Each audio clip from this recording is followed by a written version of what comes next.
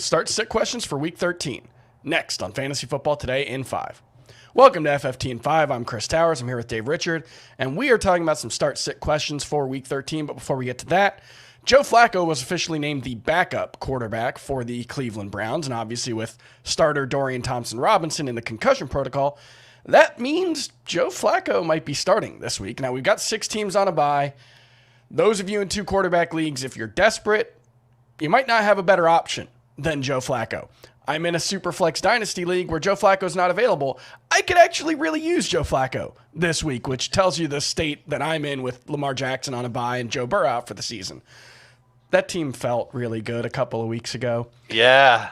Anyway, let's talk about what we expect for the Browns offense if Joe Flacco does have to start. Is this actually an upgrade for Amari Cooper and David Njoku? I think it's an upgrade for Cooper for sure. We've seen Joe Flacco very recently in his career kind of take a DGAD, don't give a darn approach to throwing the football with the Jets as an example last year. Threw well over 40 times each of their first 3 games.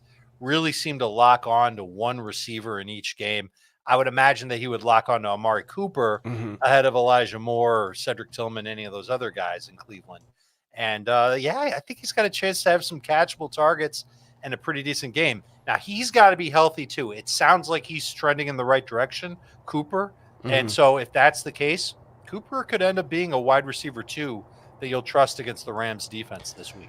Could also be a actually decent spot for Jerome Ford. Kareem Hunt didn't practice today on Wednesday, but we don't know if that means he won't play. But one thing about Joe Flacco, he's got this big arm. He throws the ball down the field. He'll take his shots.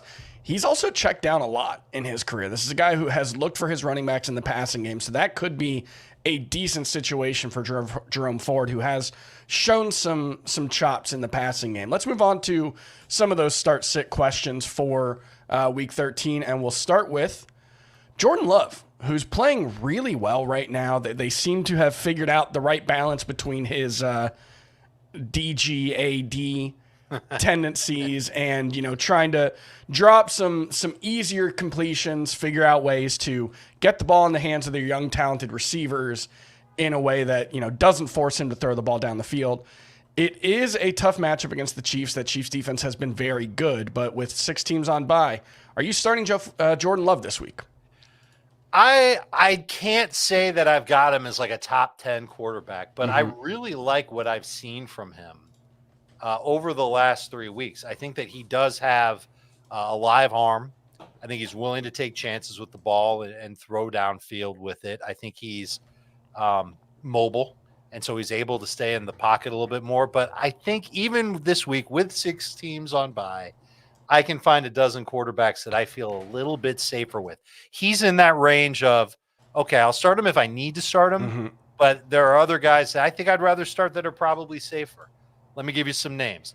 I'll start Russell Wilson against Houston. Could be a high-scoring game out of Jordan Love. I'll start Baker Mayfield against Carolina. That one might be a little bit controversial because the Panthers don't allow a lot of fantasy points to quarterbacks, but I still think Baker is That's safe. just because quarterbacks don't have to throw against them. Exactly. It's not because of the matchup more than anything else, but you know what? Baker might have to throw a little bit in this game. We'll see what the Panthers look like without Frank Reich now. Sam Howell, I think he's just going to throw a lot, could fall into some production. And I've got Love next after that. I would start Love over Gardner Minshew, over Derek Carr, over Will Levis, over Geno Smith, over Joe Flacco. He's in that range. All right, let's talk about Zach Charbonnet, Seahawks running back, who did play 88% of the snaps last week, but as we knew, it was a tough matchup against the Cowboys against the 49ers, and he didn't really do much in the game. I ended up with single-digit PPR points. Very tough matchup again on Thursday against the Cowboys. This is a situation where if Geno Smith could start playing like he did last season, I'd have a lot more optimism about the Seahawks' chances of staying in this game, but he's taken a big step back since last season. Dak Prescott is playing out of his mind, so the Cowboys rightly favored by, I think, 9 points in this one. What are your expectations for Zach Charbonnet? Is he a start this week? No, he's not. I think this is another game where he gets a lot of work, and it's empty numbers for fantasy. Last week was one of those weeks where he had a ton of work, a ton of touches, and he still didn't even get you. I don't think he got you even 10 full PPR points. Yeah, he didn't. Just shy. What? Is that right? Yeah, I think it was 9.3 or something like that. Yeah. Some in that neighborhood. We should know these things, but we know that it wasn't good, Chris. And so I can't imagine that it's going to be good. Do you know how many running backs have had 15 or more PPR points against the Cowboys this year? I'm going to guess one. Can you name them? I cannot. James Conner. Okay, interesting. Remember that weird game they lost in week 3? Oh, yeah. The Cardinals kind of blew them out. That week. Yeah. All right, let's move on to one more starter sit call. It's going to be wide receiver Josh Downs, who came back. He had played the previous game with his knee injury, but last week was the first time he looked, back to playing a full role. He got 13 targets. Didn't have a great game. I think it was 9.3 PPR points. Are you starting Josh Downs at this point against the Titans? On the strength of his target share last week. Yep, 31%. The answer is yes. He's at least a PPR flex.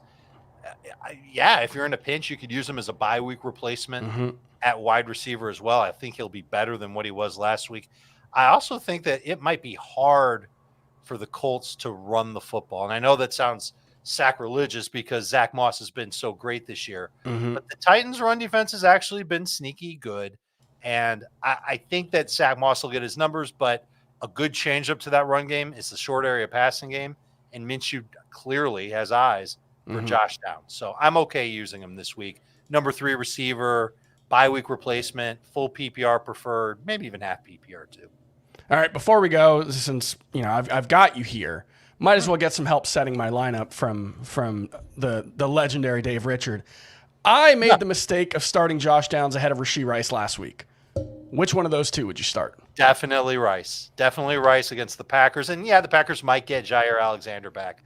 But Rice's route participation rate was over 80%. I think it was the first time this year. It was that high last week. And even with Kadarius Toney practicing on Wednesday, I expect Rashee Rice to be the number 1 wide receiver target for Kansas City. That's always a good thing. All right, that's going to do it for FFT and 5. We'll talk to you tomorrow.